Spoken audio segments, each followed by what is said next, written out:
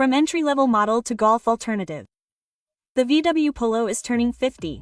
It has been a staple in the small car class since 1975 and has not only shaped the segment over 6 generations, but has also made a significant contribution to Volkswagen's success. We'll show you 7 Polo highlights from half a century, from the first budget model to the sporty eccentric. Enjoy 50 years of Polo. Today, we're looking at the 7 VW Polo GTs. The Polo was launched in 1975, and it did so quite cleverly. In terms of technology and appearance, it is closely related to the Audi 50, but is a cheaper and deliberately Spartan version. A transverse engine at the front, a large tailgate at the back, and space for 4 adults. The basic price was just 7,500 German marks. Over the years, more powerful engines, better equipment and even a step up, the Polo Derby, were introduced. And then in 1979, the Polo GT. Not a GTI, but close. Sporty in appearance, it features typical GTI features such as the red radiator grille stripe, a striking front spoiler and decorative stripes on the side. Particularly striking are the two-tone 13-inch steel rims. In the interior, sports seats, a speedometer up to 200 km per hour and finally a rev counter. The engine output is 44 kilowatts, i.e. 60 horsepower. Not bad at all for an unladen weight of less than 800 kg. The GT shows that the Polo is not only practical, but also snappy. A real pioneer for everything that came later. VW Polo CL Formula E, the second generation, was launched in 1981 and showed itself to be more mature all around. The familiar round headlights were retained at the front, but the rear was initially more reminiscent of a small station wagon and the trunk had almost 1,000 L. 3 engines, 3 equipment lines, and from 1982 also available again as a slanted coupe. A diesel was introduced for the first time in 1984 and as the G40, the Polo even developed 116 horsepower from 1987 thanks to Glader. In 1990, VW introduced a facelift and gave the Polo rectangular headlights. But one car was hiding in the middle, the Polo CL Formula E, and although the E sounds like electricity, it has nothing to do with it. Here, the E stands for efficiency, and it does so in a completely analogous way. 50 horsepower from a 1.1-liter petrol engine, plus a special 3+E transmission.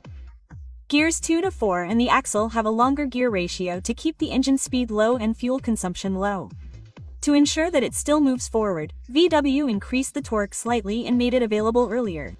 As a result, the Formula is just as fast as the standard model, but consumes over 2 liters less in the city. Mass red on the outside, cube-shaped caro on the inside, a prime example of early eco-thinking in a small car format. Almost forgotten today, but a real fuel-saving miracle back then. VW Polo Sprint. Since the Polo Formula E, which emphasized reason, leaves the second generation somewhat behind, there is now a bonus Polo with the Sprint. A study from 1983 that shows what happens when you break all the rules at VW. The Sprint is based on the second generation, but has the engine in the rear and not just any old one, a 156 horsepower 4-cylinder boxer in the style of the Beetle and Porsche 911. The fuel tank and spare wheel move to the front. The power is transferred to the rear wheels via a transporter transmission. The result? A radically different Polo with extremely good traction and unexpectedly agile handling. It's a shame that the Sprint never became anything more. At least we were allowed to drive it once and now you can hear how it sounds.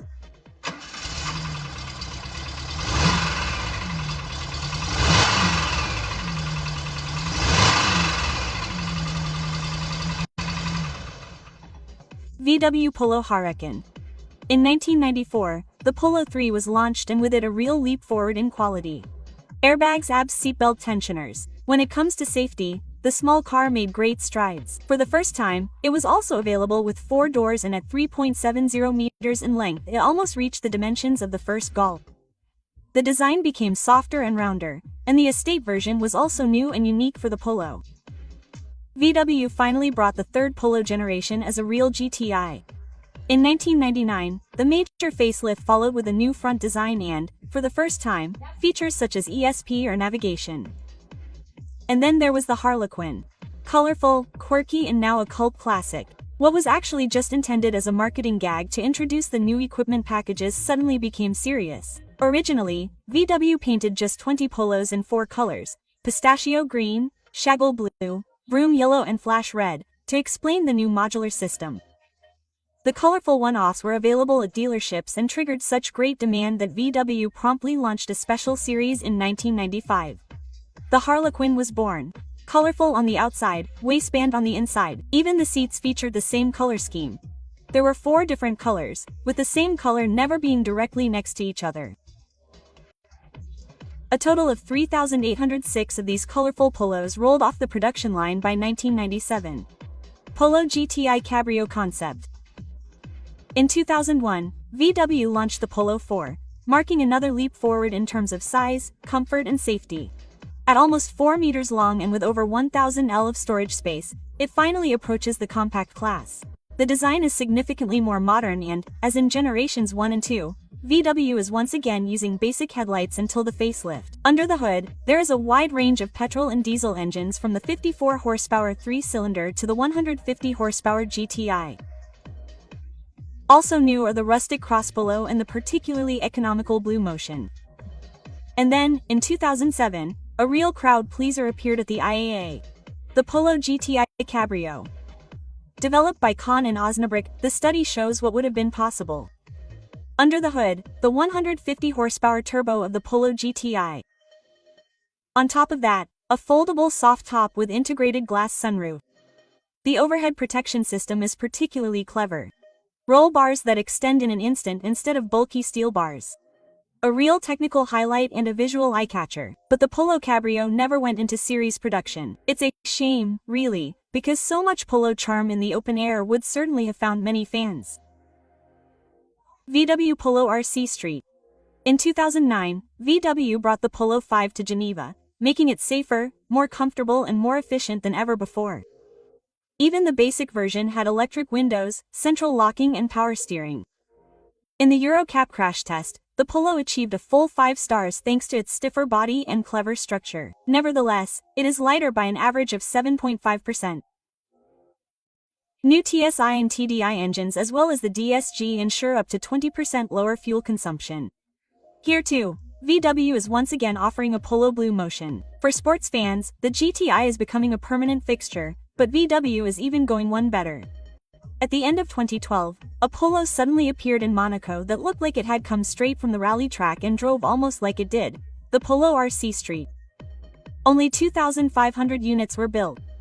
Under the hood was a 2-liter TSI with 220 horsepower, 40 horsepower more than the standard GTI.